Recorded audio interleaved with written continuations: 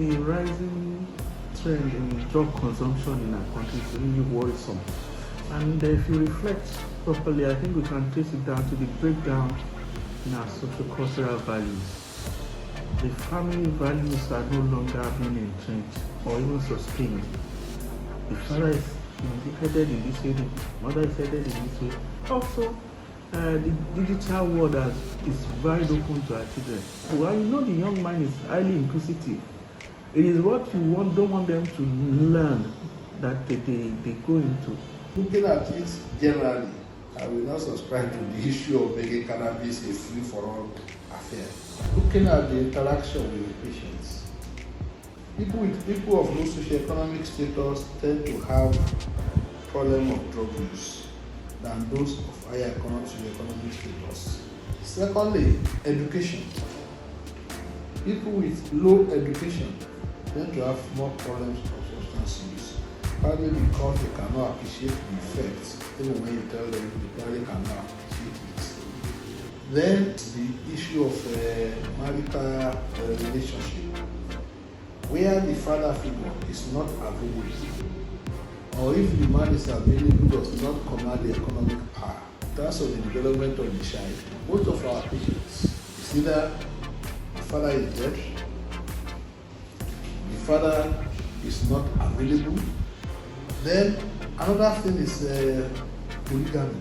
The prevalence of drug among young people nowadays is a reflection of the changing times. Because of the demands of work of parents, they don't really have enough time. They need the training of children to the society and to peer groups. And also with the rise in the developments in technology, we have a lot of these young people that are technology savvy, so they can access anything and with no supervision. The Holy Quran, Quran 5, verse 90 to 92, Allah subhanahu wa ta'ala made it clear that alcohol and its like is totally haram, unlawful in Islam.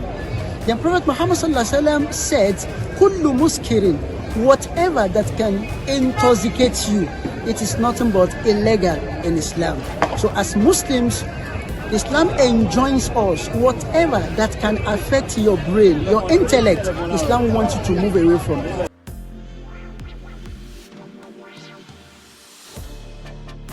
Latrine, septic tank, drainage, rubber. People with burn rubbers. All these have effects on cognition.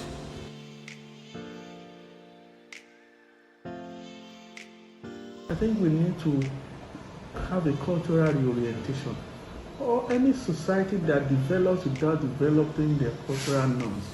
It's time to go into extinction. It starts from the primary school. Let's return back to civic education, where attitudinal change is entrenched right from the childhood.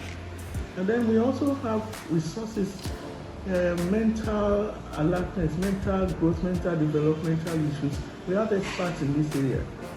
Guidance and counseling is supposed to be part of the curriculum right from secondary school. How much of it are we making use of to identify those who are going through challenges, through stresses, and help them through the system? The way we have to address it, I think COVID has actually given us the opportunity to rethink the way we work. We need to actually look at how we can allow working parents to spend more quality time with their families while giving them protected time. The government will also need to do something in terms of looking at the kind of very bad websites that the children are going into. They need to actually be more responsive, to the needs of the society. The government should create employment opportunities for our youths, because an idle mind is a devil's option.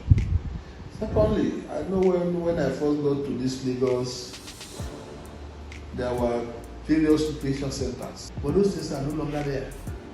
And when you stifle people's options, they always, life above there will always be, people always look for alternatives.